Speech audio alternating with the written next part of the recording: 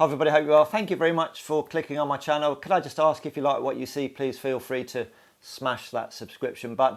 And if you've got any comments to make, either good comments or maybe not so good comments, just put them in the comment section below. And if you want to give us a big thumbs up, please feel free to do so. Likewise, give us a thumbs down if you want to give us a thumbs down. So what are we talking about today? So basically, I'm new to the KTM brand, always had Japanese bikes. I've already done 2 videos of the sort of pre-purchase of the KTM and the reasons why I decided to get the KTM 890R. I'll put those links to the video in the description below, so please feel free to click on those, as they say. So today is Saturday, the 1st of May. I collected the bike on Tuesday of this week, the 27th. Should have got it on the 26th, but surprise, surprise, welcome to KTM. When the technicians charged the battery several days before, the battery was knackered basically, so they had to wait for a replacement battery to work its way to the dealership from KTM Austria. So that took several days, so I didn't pick the bike up until 24 hours later. But hey, it's a battery, it is just one of those things. So what I thought I'd do would be a series of vlogs just showing hopefully all the good points of KTM ownership. So I'm going to call this vlog number 1. So basically, on Tuesday, I took a little drive down to the dealership to collect the 890. So I went down there with my printed off power parts list. There was an awful lot of power parts I put on there. Basically, I've thrown the kitchen sink at the bike, as you'll see in the video. The only thing I didn't put on there was the full 2-into-1 system, which is about £2,000. I'll hang fire on that, so I just popped the Akrapovic exhaust on the back. But yeah, went down to the dealership, spoke to the lovely salesman Owen. Big plug out for Owen there. Great chap, very funny. So we just went through the bike just to make sure that everything on the power parts list was ticked off and everything was fitted. Once we were happy with that, I paid him, dare I say it, a fair bit of dosh. And then once he leapt around for joy, having taken the money from me, he let me have the bike, and then away I went. So sit back, relax, grab a cup of tea, a couple of biscuits. So the video now is just my first initial thoughts of the KTM. Sit back, relax, and I hope you enjoy it. Hi guys, so this is day 2 of me owning the bike. So I picked it up yesterday. Done about 50 miles on it so far. Just a little bit inconvenient for me to do a video and all the faffing around, signing all the bits of paperwork and stuff, paying the money more importantly to the dealership. So day 2 today out on the bike, so it's very, very nice. So just go through a quick run of what we've got on there actually. So we've got these are all power part stuff. So we've got the windscreen, the very small indicators. We've got the USB, and then we've got the bar end mirrors. I've also put on down here the KTM, it's not KTM, it's the Evotech radiator guard. Very easy to put on, absolutely no problems with fitting that at all. We've got I'm going to call it a belly pan, the power parts belly pan. It's just aesthetics, I guess. And then on either side of the engine, we've got some very blingy KTM engine guard protector type things. We've got the round plugs in the frame, and then moving back towards the rear of the bike, obviously we've got just the slip-on exhaust. The full system is about £2,000. Although I've chucked the power parts catalogue at it, I wasn't going to spend £2,000 on the exhaust. Well, not at the moment anyway. So we've got the slip-on silvery coloured Akrapovic. I've got the KTM paddock stand. There's a bobbins on the back there, a tail tidy. Some people might not think it's a tail tidy, but hey, if I don't like it after a little while, I'll put a new one on there. What else is there? We've got the tank protectors and the power parts seat. A little bit disappointed already, having thrown my leg over the bike. There's a bit of a let's call it a scratch in the fabric there. I've yet to clean it, so that may very well come out. So yeah, who knows. Cruise control has been fitted as well. I've already used that. That's a really simple system, very effective. And I've put a GPS bracket on the headstock, and that just lets me mount my Garmin Zumo XT and that goes really well on there. Actually, very easy to use, and it's not too close at all. Thanks for that car behind me. And what else is there to talk about? Well, that's really about it, in fairness. So I think the bike looks really good. So we're just going to put a few more miles on it. Obviously, we've got the tyres, the Michelin Power Cup. What are they? Power Cup 2s. So obviously, just got to be a little bit careful wearing and breaking those in. So still got an inch to go or so, but yeah, handles very well, as one can expect. So before we go for a spin, then let's just start up and let's hear what it sounds like.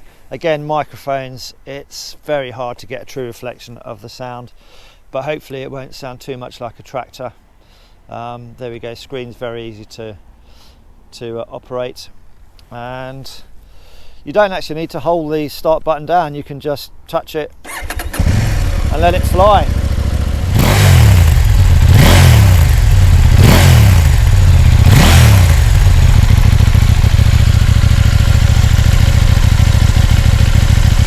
Well, so here we go, guys, on the bike now.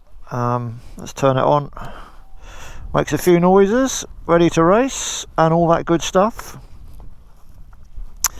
So how many miles? Around 51 miles. So right off the bat then, the side stand, I just wish they put a little extension piece on the side so you can flick it out of your foot. So that's a bit of a design error, as they say. Most importantly though, when you get the bike from the showroom, when I brought it back home last night, I just adjusted predominantly the cluster here, so I could get to the indicator switches very easily. And that's what you should do on most bikes, just to make sure you fit the bike. So I undid the bolts on both sides here for the clutch lever, brake master cylinder, and then just rolled them forward so so I could operate the clutch and the brake lever comfortably. The gear shift lever at the moment is fine. The bike's now set up for me. You should always set your bike up before you hit the road, and the suspension is set up as standard. I may look at doing it soft later on, but let's go. And the starter button, very straightforward, just touch it. That's it. Most people see them, they hold it down until the motor goes. Apparently, just like a switch, just prod it and that's it. So yeah, the screen is very easy to see. What have we got at the moment? I've got it in street mode.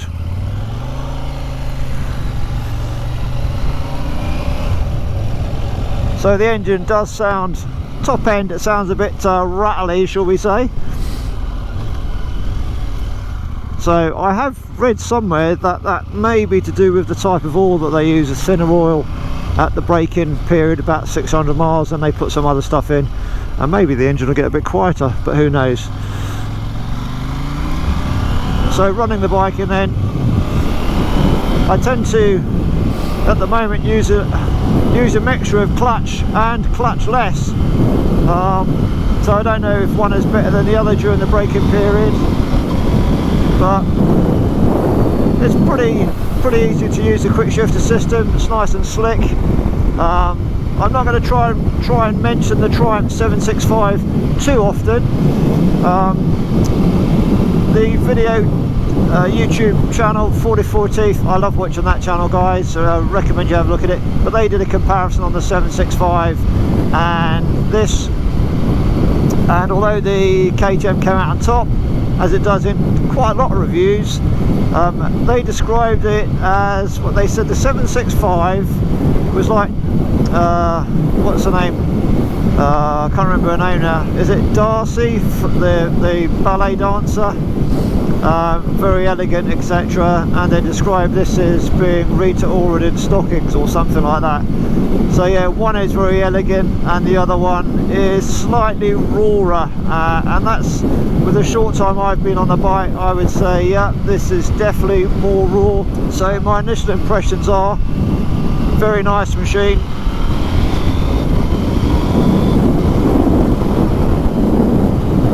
Very quick machine, but like everything, you just got to get used to the way the bike rides. Again, sometimes I touch the gear lever and I'm not wanting to change, and it pops up a gear, but I'll get used to that. What they do say, operating the quick shifter, is don't throttle off. So there we go, constant throttle, and then just take it up to the next gear. There we go, 6, and the auto blipper just rolling off. 5, 4, 3. So it all still feels a little bit tight. I use the clutch on that one, going up the box and again. So I'm just trying to get everything bedded in, really. I don't know if one way is better than the other, but if you've got any comments to make, please put them in the comment section below, especially those of you who've been on KTM for a long time.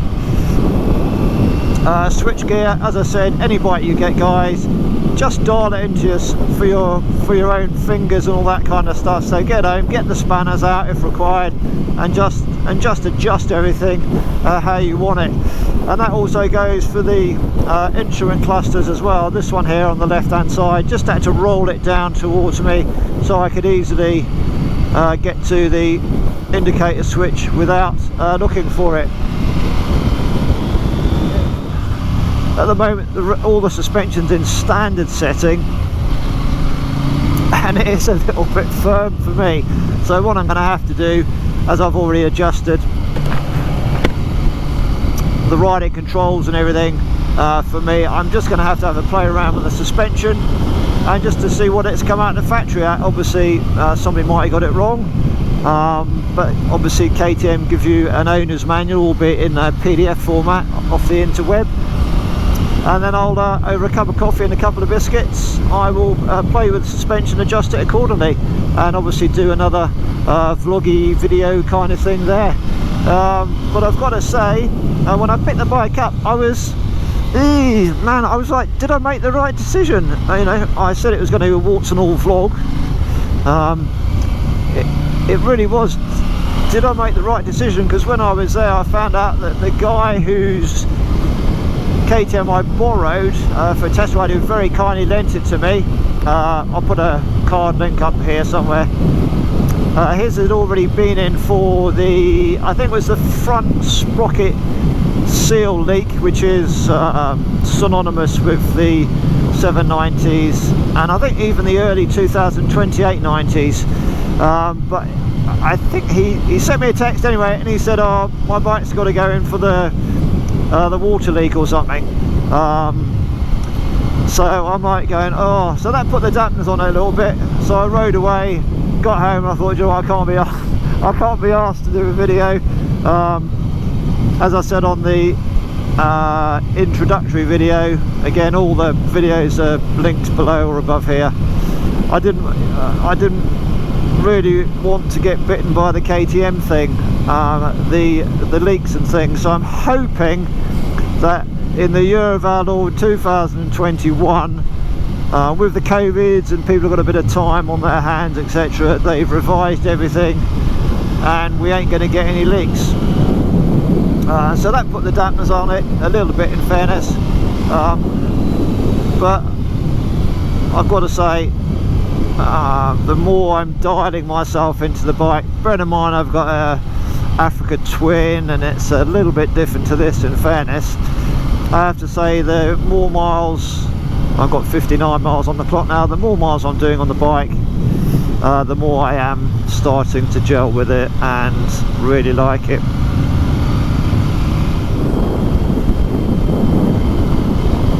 One thing I need to talk about is the physical dimensions of this 890. There aren't any really, it's really small. I'm 5'9", 12 stone, 80 kilos or thereabouts.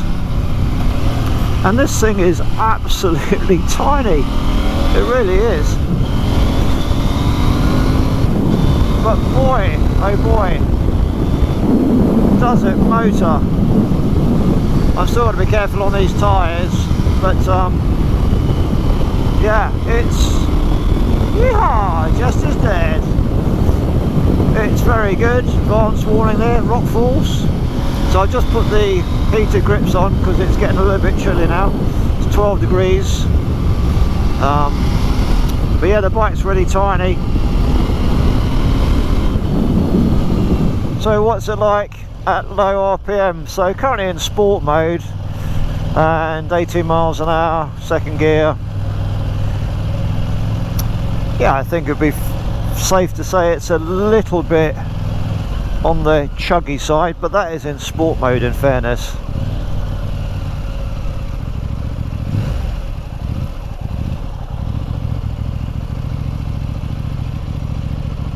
Yeah, so talking about dimension wise, as I said, I'm 5'9" and I've got no problems.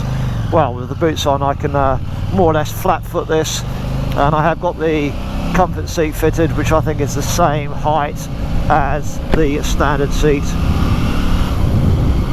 So I'm sure if you're a 5'7" rider you shouldn't have too many problems. The mirrors, the bottom mirrors, they're very good actually. Again, that's not what I'm used to, but I am getting used to them now, and they're perfectly, well, they're very good in fairness. Again, my brain has not engaged the use of the quick shifter, and I end up using the clutch. That's something I'm going to have to get used to.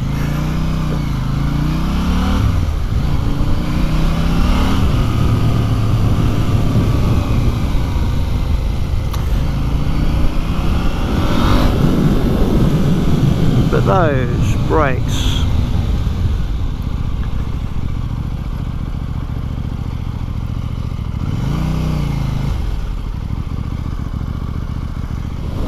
so I think we'll come to the something in the road there. Come to the end of the ride there. We'll just go up this road, and then we'll call it quits until the next video. There we go, guys, hope you enjoyed that video. So back in the man cave now. I've got a bit of a list, so apologies for that. I just want to make sure I cover everything. So I'm just going to run through the bits and pieces on the bike, the standard stuff, and then obviously the stuff I've put on there as and where appropriate. So starting with the suspension then, they do say the front is fully adjustable. It's not, you can't adjust the preload, and from where I live, the roads etc, are quite bumpy in areas, going over re-tarmac trenches and all that kind of stuff. So the standard setting on the front was just very uncomfortable for riding for me, so I've just changed it and put it to the comfort setting. So the rebound I've gone 20 clicks, and the compression I've gone for 20 clicks as well. Standard is 15, and obviously there's no preload adjustment. So the front now is very comfortable to ride on my roads. Your roads might be different if you've got very flat, smooth roads. And the rear, I've just left it on standard, and that seems to be fine as well. So when you get your bike, guys, just make sure you have a look at the suspension and dial it in accordingly. The brakes, the Stylema brakes, right from mile zero, they have been absolutely amazing. One finger on the brake lever, you can adjust the brake lever span ratio, 3 stages, 19, 20, 21. Mine are currently on 19, and they are more than adequate. Phenomenal brakes, so it's a big tick for those. Electrics, so I've gone for the full tech pack, so it's got everything in there.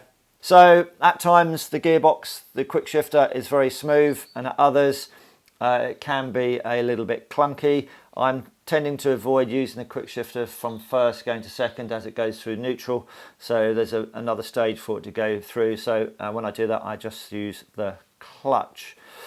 The TFT, the 5-inch TFT, I found it fine. I think these days you can get far too much information on the TFT, and you end up looking at the TFT rather than eyeballing the road ahead. So there is enough information given to you on the TFT, so I'm more than happy with that. The only thing I don't like is if you're riding in daylight and then you go under a shaded area of trees, a tree canopy or something, then the screen will change to dark, and then it will come back to light on the outside. So on some of the other KTMs with the 5-inch TFT, there is an option in the menu to deselect the auto night and day changeover. I just wish maybe KTM would do that on the 890.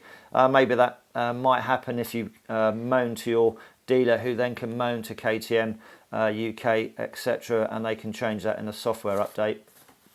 But who knows. Cruise control, yeah, that was an optional extra. That's absolutely brilliant. Very simple to use. It's amazing. And the nice thing as well, if you've got the cruise control set and you want to overtake something, yeah, you can either press the plus increase speed button on the handlebar mount, or you can just open the throttle, and as long as you pull back in and dethrottle within a window of 30 seconds, it will then drop back down to your pre-selected speed. So extremely easy to operate. The only thing there I would say is deactivating the cruise control. For me, I found it easier to just dab the front brake rather than just select the on-off button on the cruise control. Doing that from the handlebar grip here, it just makes it a little bit jerky. So I just activate the front brake to deactivate the cruise control. I've also got fitted the optional heated grips. They work very well. I've got a set of Rucker gloves. They're summer gloves, best gloves I've ever had. So with using the heater grips on here on a high setting, the temperature the last few days has been between 10 and 12 degrees. So not overly warm, and yet the heat's come through the gloves, very nice. In relation to my Africa Twin behind me there, I've put some aftermarket heater grips on there, the Oxford ones, and they are certainly warmer than the KTM optional extra grips, just for information. In relation to the horn is crap. At some point I will change the horn and put a Dunelli mini sound bomb on them, which is what I've got on the Africa Twin. There we go. I'll show you the horn. Stand by. It sounds like it costs about 50 pence or something. So yeah, that'll be getting changed. I've also fitted an Optimate battery conditioner. As you can see here, it's been fitted under the rear tail unit, under the seat hump. So it just means if you want to plug that in overnight, you just have to take the rear seat hump off, but that's no great shakes. Talking about fueling wise then, 14 litre tank. Again, my riding over here where I live on an island, 8 miles by 5 miles, so not very big. I'm getting about 120 miles to the tank, and then the reserve light comes on, which I believe gives us another 30 miles. So the initial first 3 days of riding is showing a range of, about 150 miles or so before the tank goes dry. The screen on the front here, I don't know what the bike was like to ride without the screen, so I can't really give any comments, but it's a naked bike, and I think the screen will just push a little bit of the air out of the way, but I'm using my Shoei helmet, and yeah, it seems to be okay, but it's only a little screen anyway. So that's that card done. The technicians love me for requesting the tyre pressure monitoring system, because I had to take the wheels off, the tyres off, and then put those tyre pressure monitor things in, and then pop the tyre back on again. So yeah, sorry about that, guys. The only thing about that I'd say is when you turn the bike on, the tyre pressure indication doesn't come on until you're riding. I've tried just wheeling the bike backwards and forwards in the garage, but that doesn't activate it. So yeah, I guess before you ride, you're still going to have to get your manual gauge out and check your tyre pressures. Biggest faux pas I've made really is the Bluetooth connectivity. My ride, that cost me 86 quid, and I think I've just wasted 86 pounds there. Wrongly, I assumed, I've just spoken recently to Owen, the sales rep at KTM over here, where I am, and just said, can you just check to see if I'm doing something wrong, or is it a case that the navigation function, which would appear on the TFT screen, is not functioning on the 890. All you get is the ability to play music from your phone, and also to receive incoming phone calls. So it's a bit ridiculous actually that you can't make outgoing phone calls on the system. So yeah, I think I've wasted 86 quid there. Having said that, I've got a mount for my Garmin Zumo XT, which does everything. Navigation, I can listen to podcasts and all that kind of stuff. There's a link to the Garmin stuff. I'll put that in the section below. But it's just if I wanted to use my Africa Twin with the Garmin on it, and then if I wanted to let a friend use the 890 when we went away, then they could still have some nav functionality. So that's the reason I sort of put that on there. So finally then, let's talk about this little gem of an engine, this twin cylinder 121 horsepower engine. Obviously at the moment I've only had the bike for 5 days. The running in period is 600 miles. I've done 120 miles or thereabouts. Maximum RPM is 6,500. Get the first service done, new oil, etc., and then take it up to about 9.5, 9.7 or something like that. Where I am, maximum speed limit is 40 miles an hour. One of the reasons I got this bike was for the low down torque coming out the corners, and I can be quite lazy with the gearing. And in the short time I've been riding the bike, that's I'm more than happy with that. And that's one of the reasons I didn't go for the 765 for where I am. I would have had to been stirring the gearbox to get the thing going. So I think I made the right decision. Time will tell. Certainly from reliability wise, let's suck it and see how we go on that journey. But the only thing I will say, coming from very smooth Japanese bikes and engines, that this one is a little bit rattly from the top end when cold. Yeah, it's a bit like a Massey Ferguson tractor from the top end. I think it's a cam chain tensioner, and as it gets up to operating temperature, that rattle's still there. So it's I think it's just what KTM's do. Certainly that's reflected in the UK forum sites that I've had a look at.